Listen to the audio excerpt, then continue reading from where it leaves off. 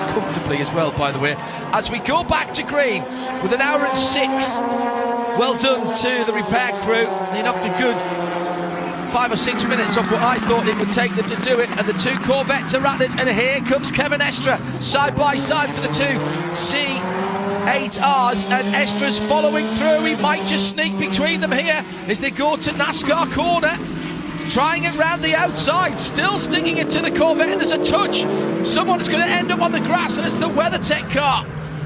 Back down to third for a moment, I think. Elbowing for position there on that first lap.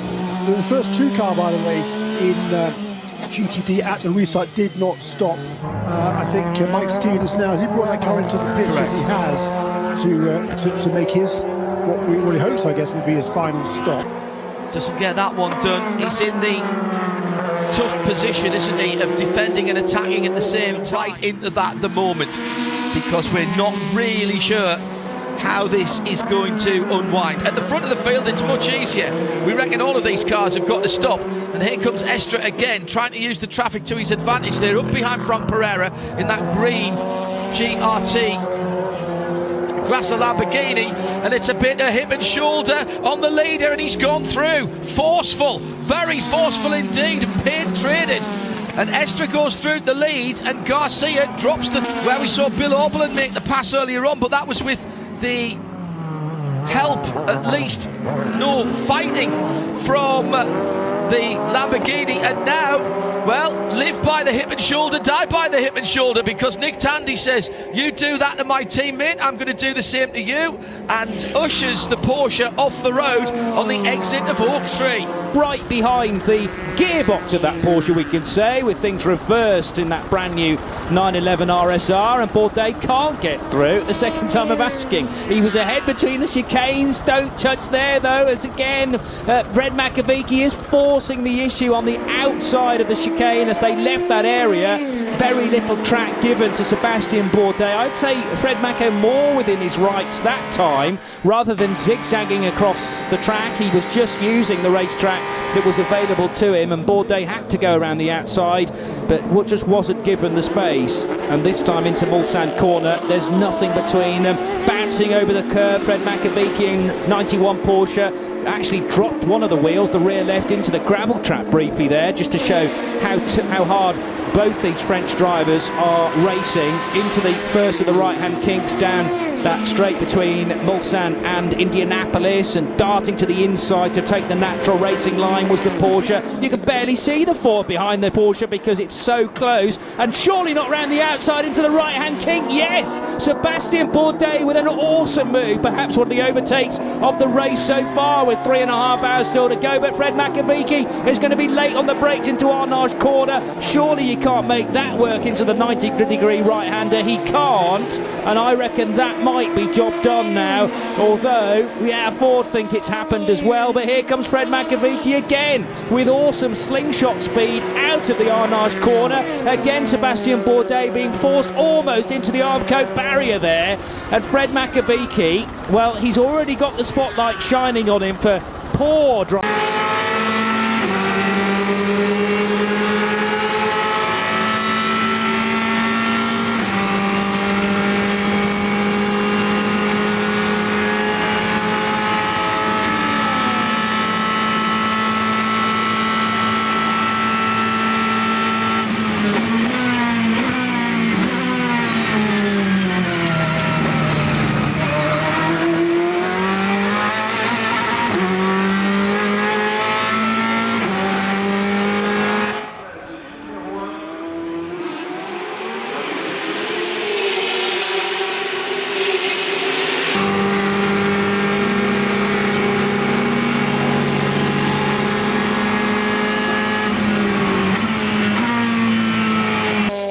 Lap and a half tops, and he's clearly got the pace underneath him in that 488, Alan.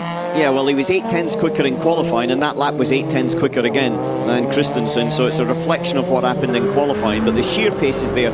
Question is, can he get past? What he was able to do with Bruni was wait on the traffic, and with that sort of level of performance, then you can as well.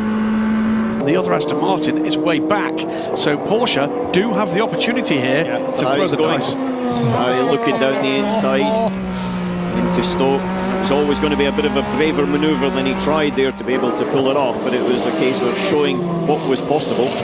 Battle of two world champions here, of course. Reigning world champions, Michael Christensen, Kevin Estre and Porsche. Previous season's world champions, Alessandro Pierguidi, James Calado, and the 51 Ferrari. So these are the two cars that have won the title in the last two seasons. Settelar going by on the inside. A replica of what happened when the lead changed before, when an LMP2 overtook just into that corner. However, on this occasion, it was a cleaner pass than the previous one.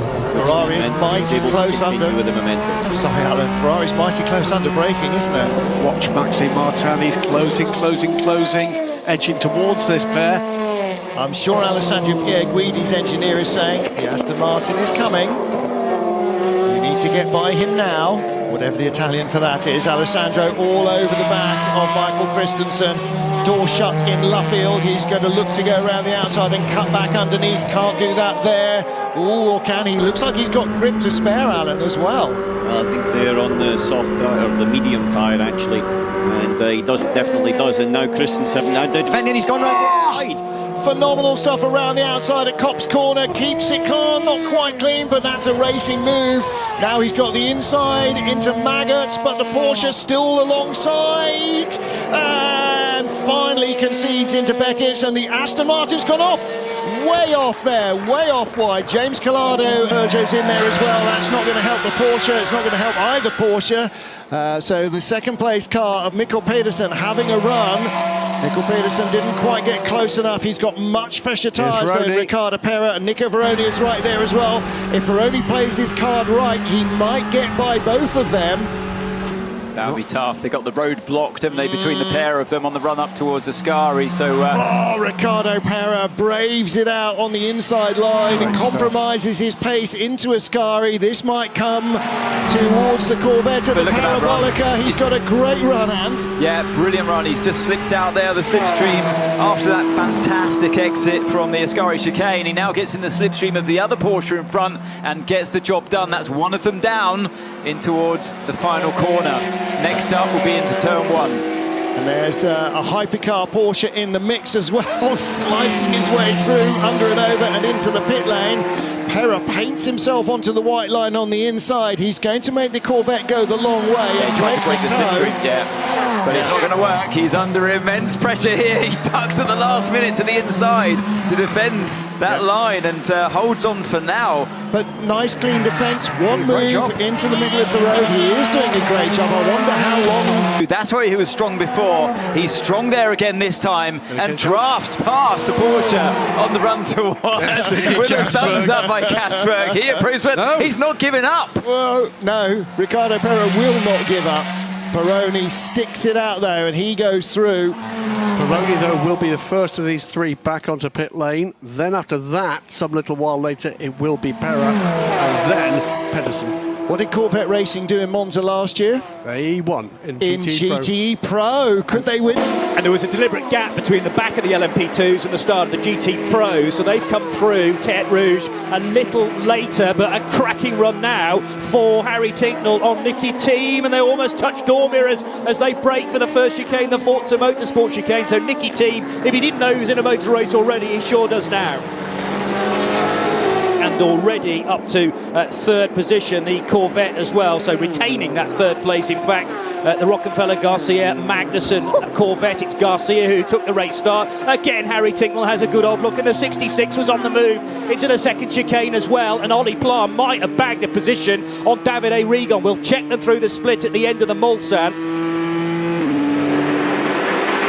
Antonio Garcia putting a lot of pressure on Harry now, so this is fantastic. And look who's behind them. That would be Nick Tandy, who's just sitting there going, come on, chaps, take each other out, and then I'll take the lead. People don't like balance of performance, but how about this, folks? We've got an Aston, a Ford, a Corvette, a Porsche, and a BMW in the top five, and it's absolutely together then for second position. Briefly, the Corvette was ahead. It had the inside line for the run into Indianapolis. However, the Ford managed to fend Antonio Garcia off, and Tincknell in that red and white 1967 tribute livery is still in second position. There were side-by-side cars further back though, and that's the highest of the BMWs. Antonio Felix da Costa, the Portuguese, being put under pressure from Kevin Estre. And did Estre get through? No, he didn't. He dropped so far off the track that he had to back out of it. Gap of a second. It might be even more by the end of this lap. Antonio Garcia, though, says to Harrington, oh, but if you're not going to chase the Aston, then I'm going to have a go.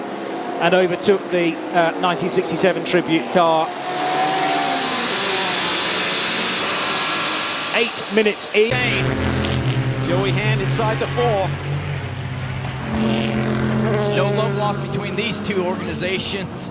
See the red, white, and blue Ford GT there, the 66 Joey Hand.